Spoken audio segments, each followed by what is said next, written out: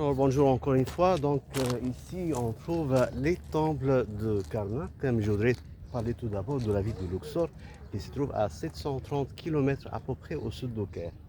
Cette ville s'appelle dans les textes pharaoniques Newt Net Amon, ça veut dire la ville de Dieu Amon, quand le Dieu Amon était considéré le Dieu principal dans la ville et le seigneur de Karnak.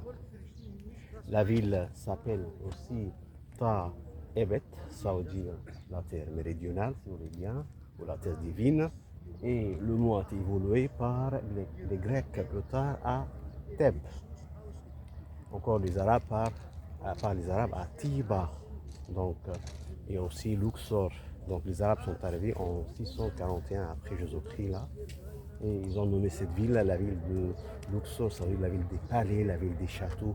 Les Arabes pensaient que ces temples immenses étaient considérés des palais fondés par les pharaons, par les rois égyptiens, mais ce n'est pas correct. Car le Karnak, par exemple, là, c'est un endroit religieux, donc bâti par les pharaons pendant 2000 ans, 20 siècles de travail. Chaque pharaon a bâti quelque chose consacré au dieu Amon, Ré, le seigneur de Karnak. Donc ça c'est un mausolée. Donc ça n'a rien à voir avec, le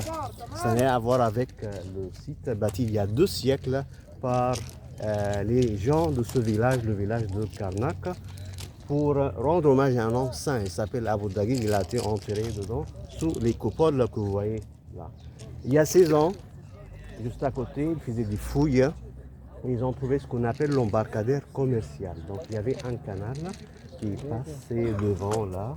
Donc les mains d'œuvre allaient à la carrière qui se trouve à 160 km au sud de Luxor pour chercher les blocs de grès là-bas, pour les charger sur les bateaux, pour les apporter ici pour édifier le temple. Donc les bateaux s'arrêtaient là devant pour donner certainement les blocs de grès pour construire le temple là-bas. Et on trouve aussi l'embarcadère religieux à gauche, là, fondé par le roi Séti II, roi de la 20e dynastie. On trouve un seul obélisque.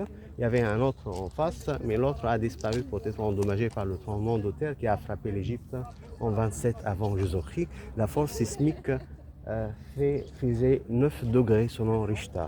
Mais quand même, je vais montrer un système antisismique à l'intérieur qui a réduit la force de 9 à 6. Sinon, on verrait rien. Parce que c'était tellement fort. Ce tremblement de terre a fait pas mal de dégâts quand même. À l'intérieur, il a fait tomber quelques obélisques et quelques pylônes. Mais quand même, grâce à ce système qu'on va voir ensemble, le temple a été sauvé de la destruction totale. Donc, et là, on trouve l'allée des Sphinx, là. C'est le travail du roi Ramsès II, le roi de la 19e dynastie. Et là, en face, on trouve le pylône, c'est la façade de chaque temple. Mais le pylône ici n'est pas fini à cause des guerres civiles, des famines, etc. Et en tout cas, on va voir la différence entre ce pylône pas fini et un autre déjà fini à l'intérieur.